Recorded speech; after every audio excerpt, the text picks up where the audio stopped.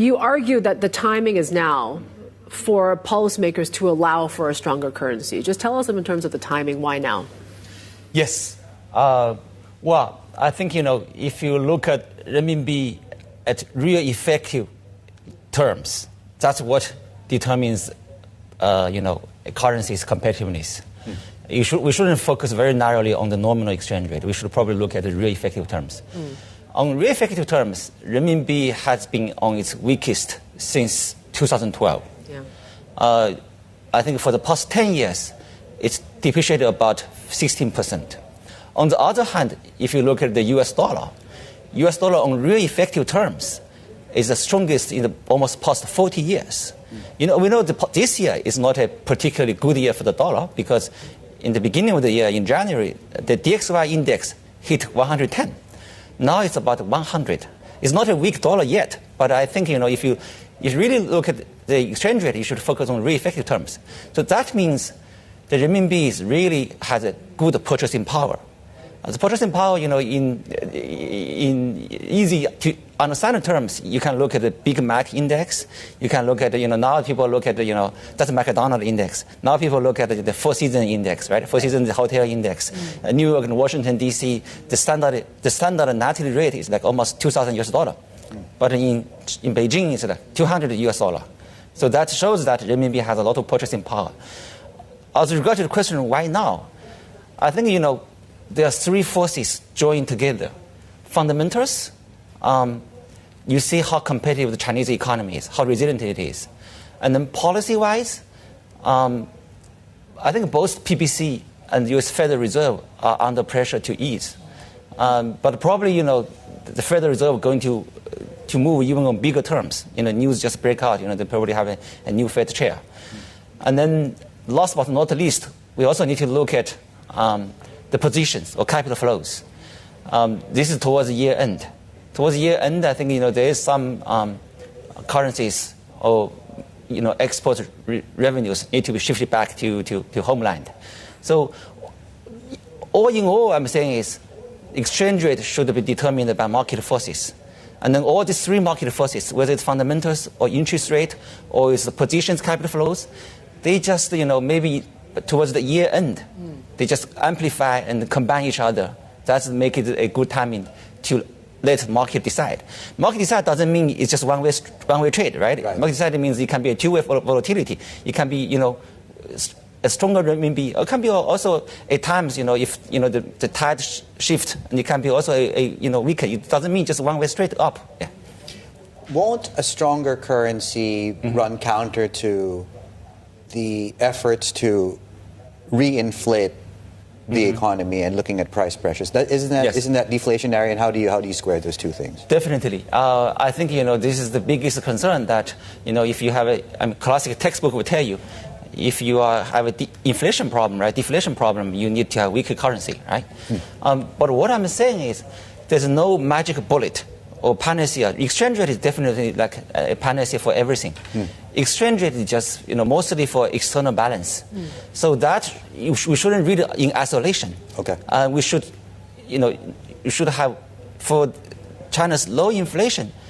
The key really lies on fiscal expense, on fiscal stimulus. So combined with monetary easing and the fiscal stimulus, then you will have both higher inflation, also a stronger currency. Only that is possible. If you look at how the U.S. get out of the low inflation post-COVID, it's both monetary easing and the fiscal easing. But they probably have, they probably overdid it a little bit, so they have inflation too high. Yeah. But before COVID, for the 10 years, they tried everything, mostly on the monetary side, from QE1 to QE4. Inflation was subpar. It was never above 2%. Yeah. Only with a big, massive fiscal easing, U.S. finally hit, above target. And then in the initial stage, people's response was that, wow, they have huge fiscal easing, fiscal deficit. That means a weak dollar. It turned out not to be true, right? Dollar is we have a strong dollar, not rather than a weak dollar. That shows if you have fiscal easing, we actually not reduce interest rate. You will actually pick the interest up. That helps attract capital flows. That help, a stronger currency. So my advice or suggest is really you shouldn't take it in isolation. It's a combination of monetary and fiscal easing. Only in that case you will have a stronger renminbi and also get out of the low inflation zone. What sort of pace of appreciation do you think is appropriate? Because there is this concern that this could actually hurt exports, which could then weigh on growth at a moment when exports is something that is still quite resilient in this economy. Yeah.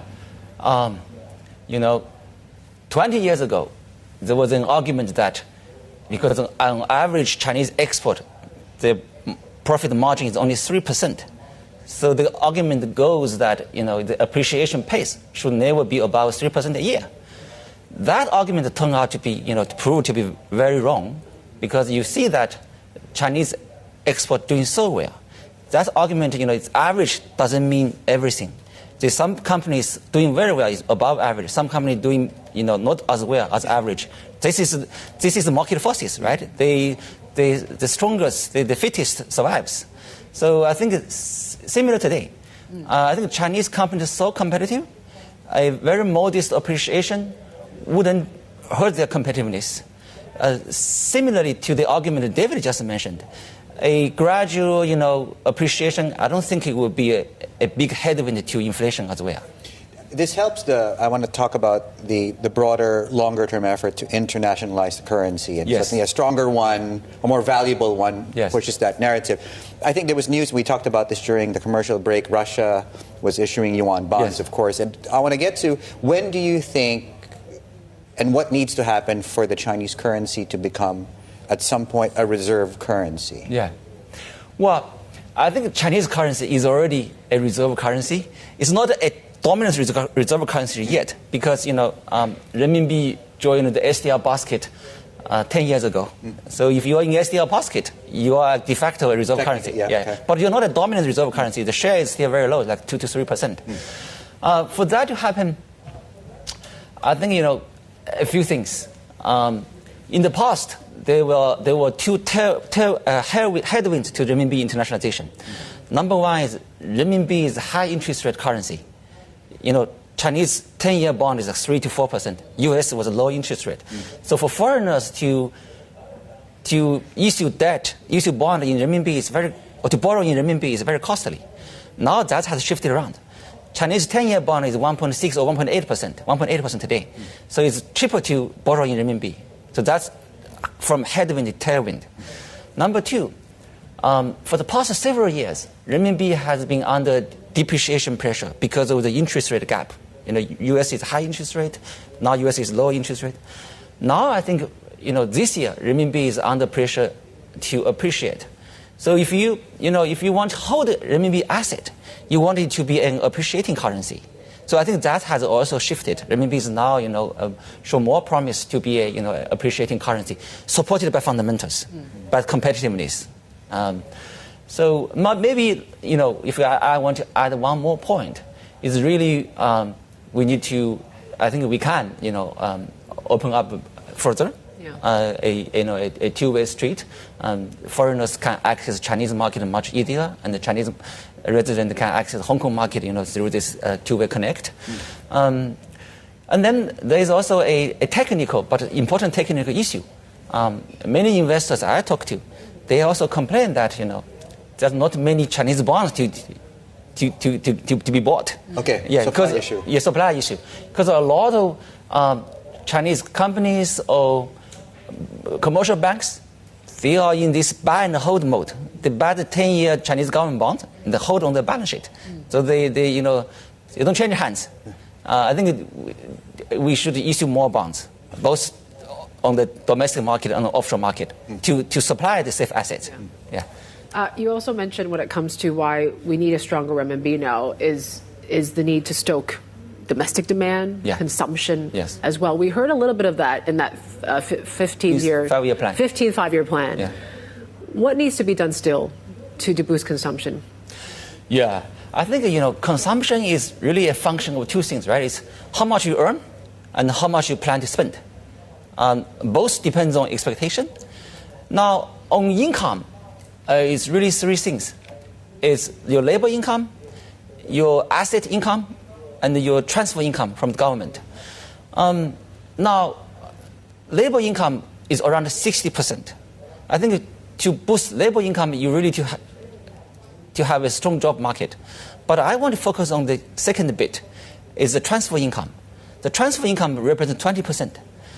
I think the transfer income has slowed down very dramatically in the past 2 years because of local government difficulties, because of land sales has, almost halved. Land sales has come down huge. So I think, that's also linked to my previous argument that central governments need to step in to do more fiscal easing, to help local government, to help the transfer income. So that's on the income side. And then on the willingness to spend, I think we are still 2 cents in terms of marginal propensity to consume. So in the average Chinese, they earn $1. Before COVID, they spent 68 cents. Today, they only spend 66 cents. So it's about 2 cents short.